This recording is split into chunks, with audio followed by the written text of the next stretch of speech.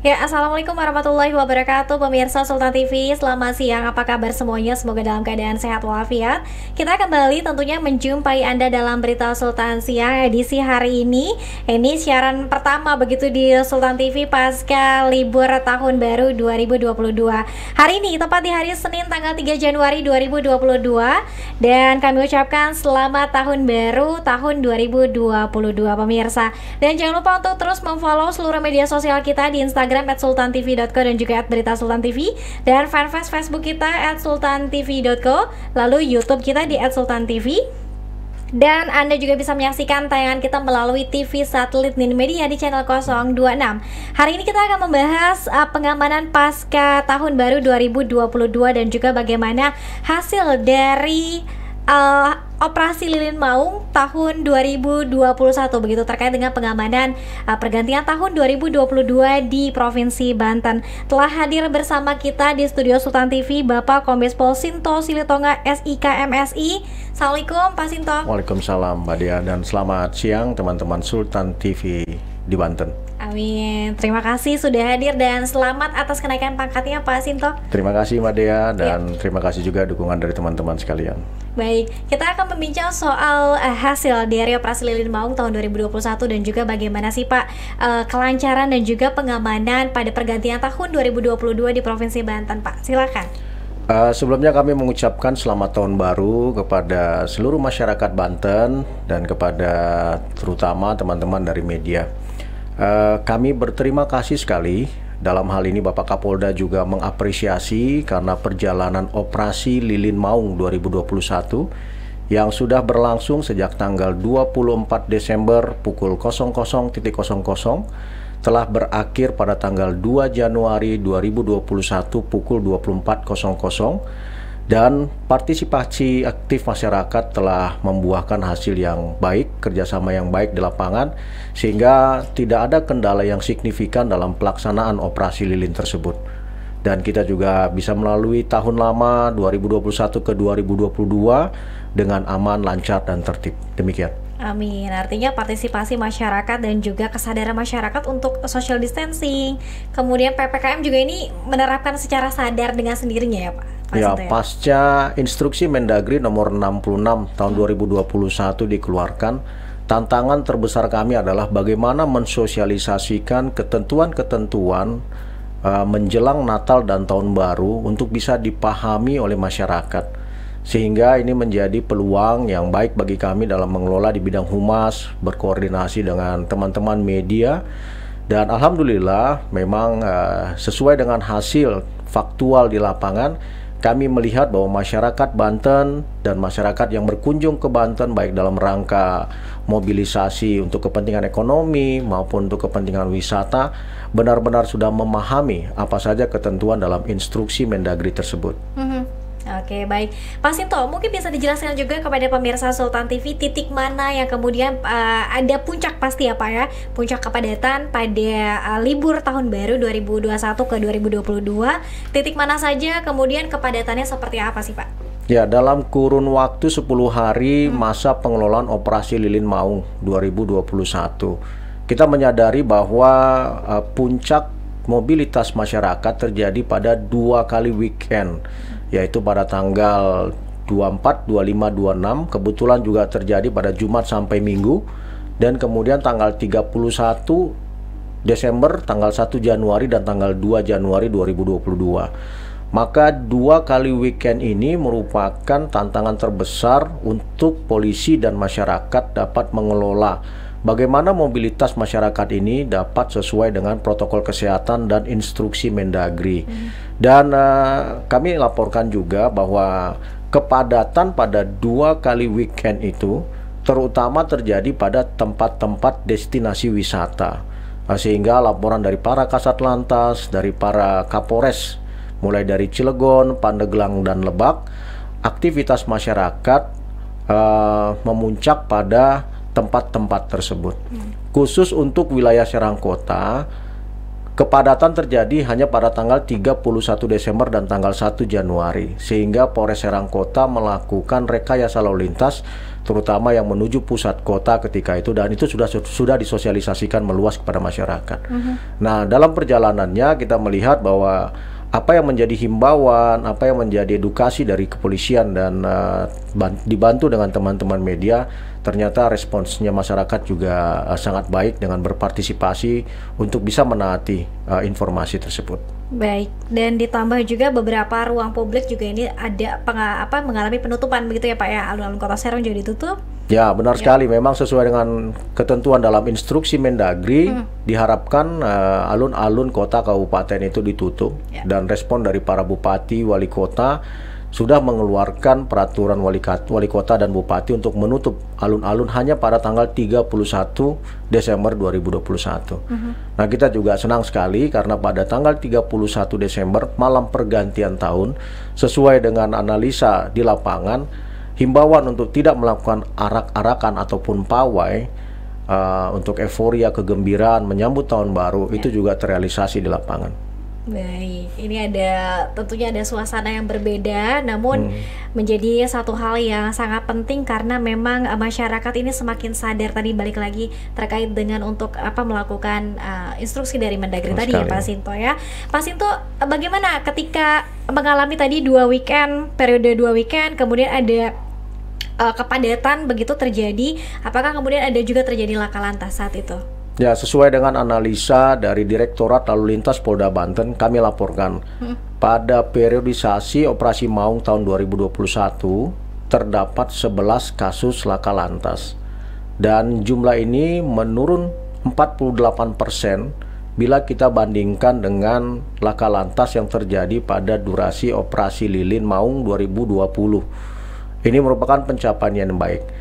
Namun kalau kita lihat dari jumlah korban, di sini terjadi peningkatan 3 korban dari 28 korban ketika 2020 meningkat menjadi 31 korban pada tahun 2021.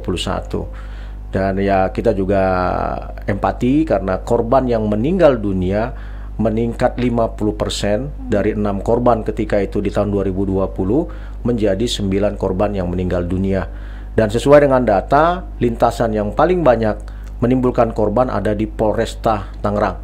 Nah, ini menjadi koreksi juga buat kita, dan kemudian sama-sama untuk mengedukasi tentang Kamsel Tipcar Lantas dan propaganda tentang jadilah pelopor keselamatan lalu lintas seperti itu. Baik. Tentu sinergitas, tidak cukup kerja keras dari tim kepolisian, tapi juga harus ada sinergitas yang baik juga dengan masyarakat dan juga pemerintah daerah Pak Sinto ya.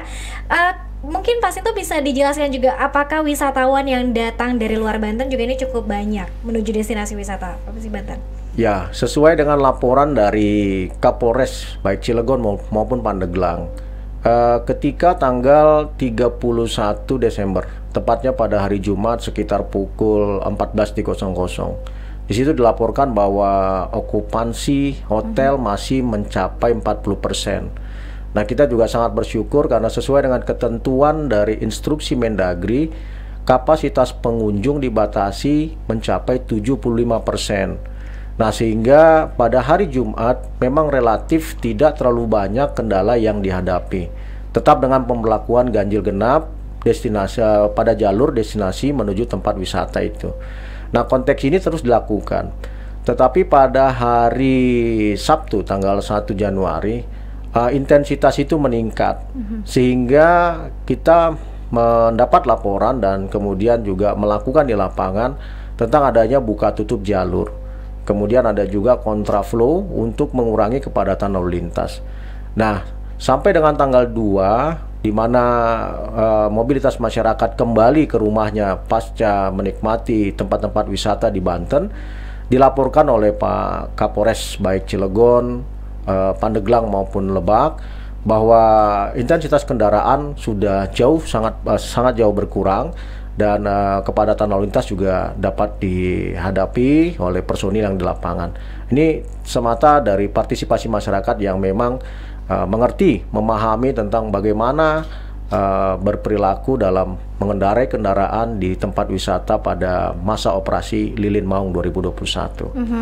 Baik, Pak Sinto, mungkin bisa dibagi juga kepada pemirsa Sultan TV apa kemudian yang menjadi rahasia tim kepolisian sehingga masyarakat ini semakin aware dan juga semakin perhatian, semakin menyadari bahwa kondisi kita masih pandemi COVID-19.